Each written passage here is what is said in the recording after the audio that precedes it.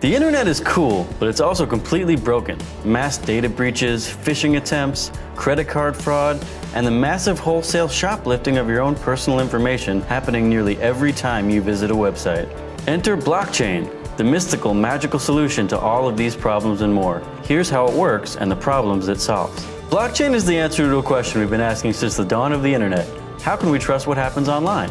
How do we control the data we put online? In simple terms, blockchain is a distributed database that maintains a list of records. These records are called blocks. Each block contains the history of every block that came before it down to the second it was edited. In effect, chaining those blocks together.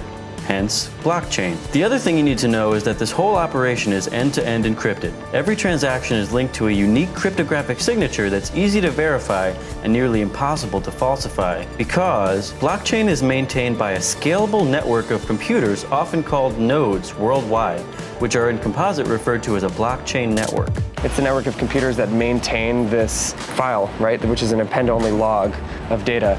And the file itself isn't really interesting, but what's interesting is that you have all of these computers around the world that are coordinating with one another to make updates to the file in a lockstep fashion. Blockstack is a startup using the blockchain to build a new, decentralized version of the internet where users control their apps, their data, and their digital identity with no third parties in the middle. It's similar to the fossil record in that you can dig down into the earth in any area in the world and you'll see that the same layers occur in the Earth's crust, right?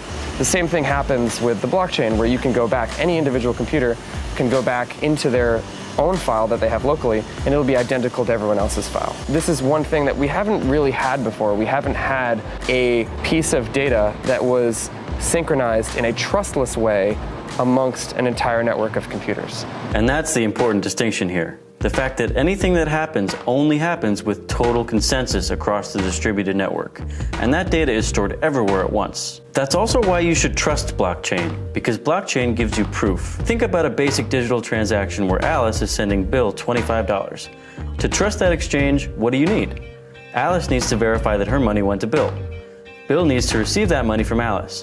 And the bank needs to log that Alice is $25 poorer and Bill is $25 richer. Blockchain does this without a bank or third-party service in the middle, using what's called distributed trustless consensus to prove that transaction is valid. In this case, trustless means the opposite of what it sounds like. Because of proof of work, it means no trust is required. Alice and Bill can both see their whole transaction on the blockchain exactly as it occurred. Blockchain's decentralized network and immutable ledger has universal potential. Companies are already using it for everything from banking and identity to tracking assets all over the world.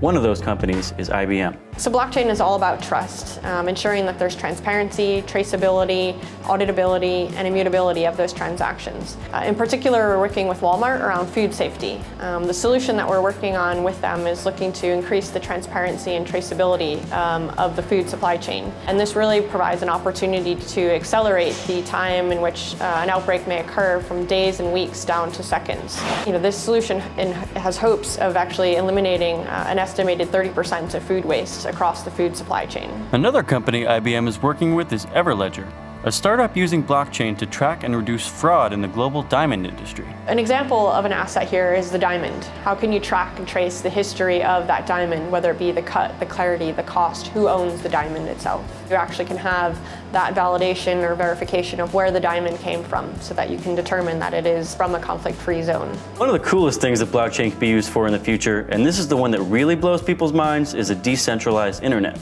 Cue Silicon Valley joke. But seriously, same idea, better execution. A new internet that runs decentralized versions of all the apps we use today and where you can do a whole lot more. So imagine if all the most essential services you use today, things like Amazon, Venmo, Uber, and Facebook, were protocols, open source frameworks, instead of being owned and operated by a singular corporate entity. You can think about an Uber, right, that's decentralized. You no longer have those 20 to 30% cuts right in the middle.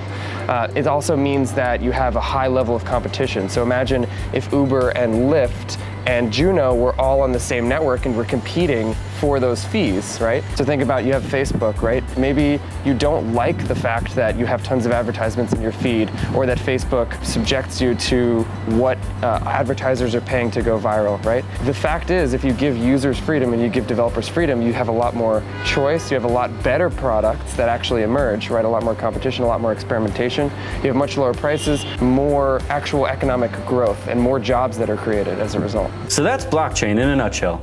Hopefully now you have some idea of why it's equally important, exciting, and really difficult to explain. That's really just the tip of the iceberg though, so if you want to know more about public and private blockchains, smart contracts, or anything else, check out our coverage on PCMag.com.